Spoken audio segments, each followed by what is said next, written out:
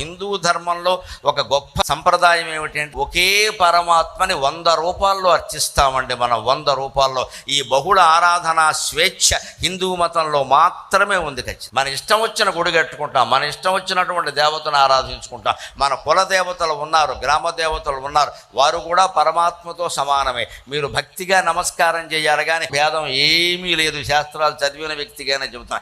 ఈ రూపం గొప్పది అంటే ఇంతకంటే అజ్ఞానం ఇంకోటి లేదు. అన్ని రూపాలు అరూపాన్నించే వచ్చాయి. అరూపం అంటే నిర్లేప, నిర్మల, నిత్య, నిరాకార, ఏమీ లేనిది ఒక అపూర్వమైన తేజస్సు తప్పితే ఏమీ లేదు. చేతులు, కళ్ళు, ముఖాలు ఇవన్నీ లెక్కలు కాదు. ఎప్పుడు కూడా వైదిక ధర్మం అంగీకరించదు ఆ విషయాన్ని. అందుకని శివుణ్ణి కానీ, విష్ణువుని కానీ, అమ్మవారిని కానీ, కుమారస్వామిని కానీ, అయ్యప్ప స్వామిని కానీ, గణపతిని కానీ, ఇంకా మీ ఇష్టమైన మీ కులదేవాన్ని కానీ, గ్రామదేవతను కానీ ఎవరినైనా మీరు పరమాత్మగా భావించి ఆరాధించు.